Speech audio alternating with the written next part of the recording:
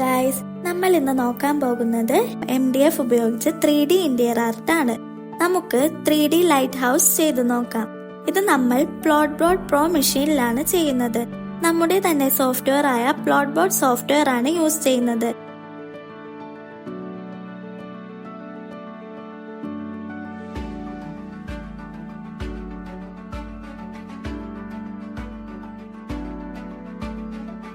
ഇതിന് low power consumption ആണ് വരുന്നത്.